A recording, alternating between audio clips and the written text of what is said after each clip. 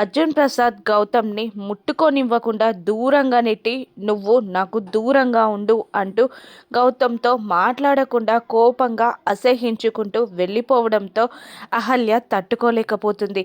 ఎలాగైనా నిజం చెప్పేయాలి, గౌతమ్ గారి పైన పడిన నిందని తొలగించాలి అని అహల్య మనసులో అనుకొని ఇంట్లోకి రూమ్లోకి వెళ్తున్న అర్జున్ ప్రసాద్ని ఆపేసి, సార్ సార్ మీకు ఒక నిజం చెప్పాలి అది అని అహల్య అంటూ ఉండగా, నిజం చెప్పబోతున్న అహల్యని గౌతమ్ ఆపేసి, ఆగు అహల్య, నీకు ఏమీ చెప్పాల్సిన అవసరం లేదని చెప్పాను కదా అని అంటూ గౌతమ్ అహల్య చేయి పట్టుకొని ఆపే ప్రయత్నం చేస్తూ ఉంటాడు. అది కాదండి, నేను చెప్పేది వినండి అంటూ అర్జున్ ప్రసాద్ గారు, ఇంద్ర గారు అని అంటూ ఉంటుంది అహల్య.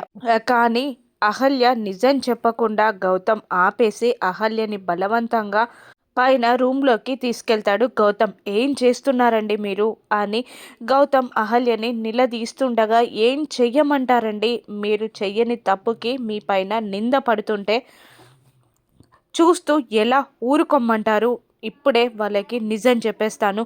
మిమ్మల్ని ఇలా అవమానించడం నేను తట్టుకోలేకపోతున్నాను అని అంటూ ఉండగా కోపంగా చూస్తూ ఉంటాడు గౌతమ్. మళ్ళీ అహల్యే మాట్లాడుతూ, ఒక అనాథనైన నాకు అన్నీ ఇచ్చారు. నా వల్ల మీ అమ్మగారు మీతో మాట్లాడట్లేదు. ఇప్పుడు మీ నాన్నగారు కూడా మీపై కోపంగా ఉన్నారు. మిమ్మల్ని అసహ్యించుకుంటున్నారు. అనాథనైన నాకు అన్నీ ఇచ్చి ఇప్పుడు మీ వాళ్ళ దగ్గర నుండి దూరమై మీరు అనాథైపోయారు.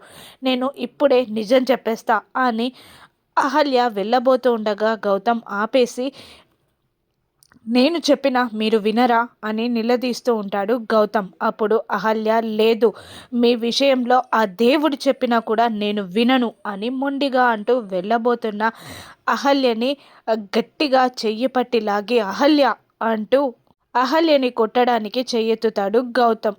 భయంతో వణుకుతుంది అహల్య. అహల్య నిజం చెప్పేస్తుందా? గౌతమ్ ఆపగలడా? రాను ఎపిసోడ్స్లో చూద్దాం. Thank you for watching.